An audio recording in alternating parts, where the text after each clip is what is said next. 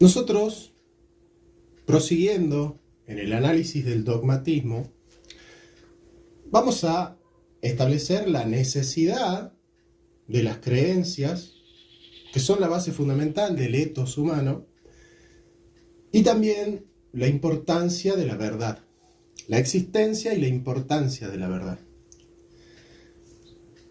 El dogma en la religión es una verdad revelada por Dios. Pero cuando una persona se convierte en dogmática, cuando la forma de interpretar la revelación de Dios se torna tan cerrada que él mismo se cierra a la posibilidad mínima de que exista otra manera de interpretar esa revelación.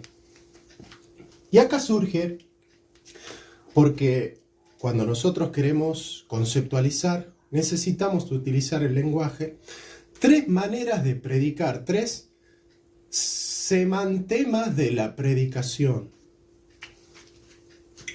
La predicación equívoca, la predicación equívoca vale para la diferencia, en el sentido de que una misma palabra, un mismo predicado, puede valer, por ejemplo, para tres realidades distintas. Por ejemplo, la capital de Perú, por ejemplo, la fruta, por ejemplo, la Lima de limar.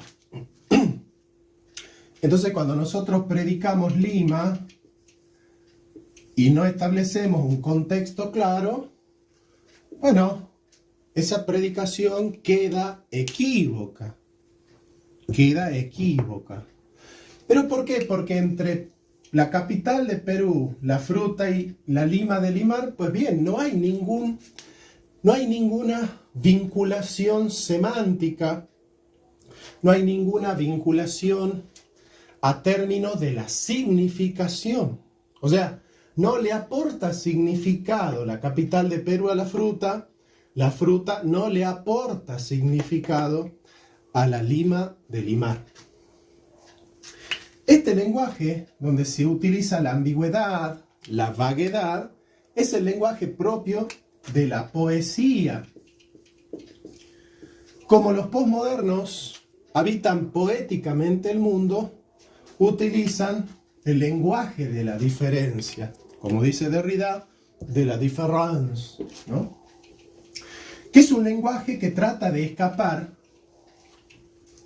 Este es el lenguaje del relativismo, ¿no? O sea, el lenguaje de la diferencia es aquel que niega aquello que hay en común, que niega la unidad, que niega la semántica del fundamento. Esto se niega porque en la modernidad las verdades se tornaron unívocas, es decir, que hay una sola voz que representa esa realidad, es la semántica de la identidad, ¿no es cierto? Por ejemplo, yo digo círculo. Círculo. Bueno, dibujada una circunferencia, todo el mundo va a comprender lo que es un círculo. Más grande, más chico, de un color, de otro color, todos van a representarse en su cabeza exactamente lo mismo. Por ejemplo, triángulo. Todos tenemos una comprensión unívoca de lo que es un triángulo. Salvo que la persona esté equivocada, cada vez que se represente un triángulo va a ser un escaleno, un isósceles, un equilátero, pero va a dibujar una figura de tres ángulos, con tres líneas. Estas comprensiones unívocas eliminan la diferencia. ¿Por qué? Porque no podemos establecer en la libertad del significado que triángulo es otra cosa que lo que todos entendemos que es triángulo, o que 2 más 2 sea 8. Son verdades unívocas que son idénticas a sí mismas. Descartes diría claras y distintas. Estas verdades unívocas pertenecen a los objetos matemáticos, también a ciertas nociones. Por ejemplo, nosotros decimos, los humanistas, que la noción de hombre, no la interpretación de la vida existencial de cada uno, sino aquello que nosotros entendemos por persona humana, es lo mismo para todos. Es decir, no es que a cierta raza le corresponde una noción de humanidad y a otra raza le corresponde otra noción de humanidad. Es la misma para todos. Entonces, el humanista dice, bueno, el significado de la esencia humana tiene estas cualidades: animal, racional y político, ser creado a imagen y semejanza de Dios, o animal evolucionado. Bueno, pero se cierra ahí, ¿no? Se cierra ahí. En este último caso, el ejemplo que di ya no sería el de un humanista, ¿no? Ahora, ¿cuándo una comprensión unívoca se puede tornar dogmática? Cuando, por ejemplo, decimos el hombre es un animal racional. Yo digo, es verdad, se corresponde con la realidad, hay una adecuación de esta definición con la realidad. ¿Cuándo es que se torna esta definición unívoca, se torna dogmática? Cuando yo digo, el hombre es un ser, un animal racional, y no es nada más que esto. No es nada más que esto. O sea, pueden haber otras dimensiones de la vida humana que complementan esta comprensión sin negarla, sin contradecirla. Pero el dogmático dice, no, esto es así y nada más. No existe la posibilidad de añadirle comprensiones que carguen de significado no contradictorio a la definición. Entonces, ¿cuál es la manera de evitar ese dogmatismo de la univocidad, ¿no es cierto?, que totaliza una comprensión, excluyendo la posibilidad de que existan otras comprensiones? La analogía.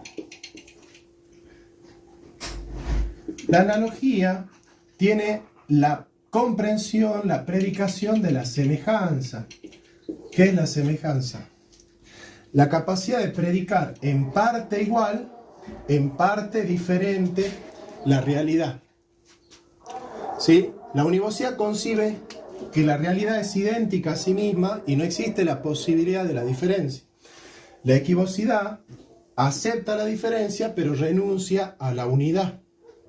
Entonces, el pensamiento de la analogía supone la unidad, pero también acepta la diferencia. Acepta la diferencia.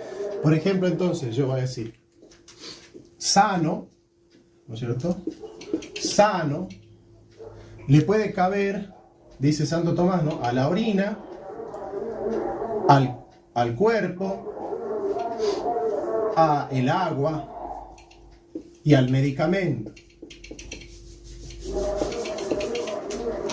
¿Cuál es la relación de significado? ¿Qué aporta? ¿Qué relación hay entre la sanidad en la orina y la sanidad en el cuerpo? Que la orina muestra la sanidad del cuerpo. ¿Qué relación hay entre la orina y el agua? Ninguna. Entre la orina y el medicamento, tampoco. Ahora, ¿cómo le aporta significado a la sanidad del medicamento la sanidad del cuerpo? Que el medicamento es sano en cuanto que produce la sanidad del cuerpo. La orina es sana en cuanto que muestra la sanidad del cuerpo. El agua es sana en cuanto que conserva la salud del cuerpo. Es decir, que el cuerpo es el analogado principal porque todos los significados de sano en agua, medicamento y orina remiten al cuerpo.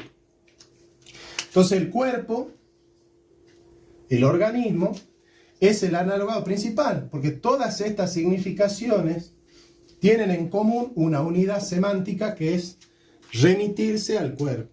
El ente se dice de muchas maneras, pero siempre según el cuerpo, la sustancia en este caso.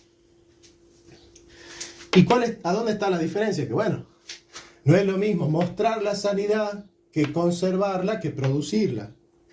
No es lo mismo. Bien, ahí estamos entonces. La analogía acepta una realidad verdadera, una realidad sólida, pero sin embargo da lugar a las diferencias en los significados, da lugar a una apertura semántica que nos permite encontrar en la realidad una diversidad que es la que nosotros estamos buscando. Muchas gracias.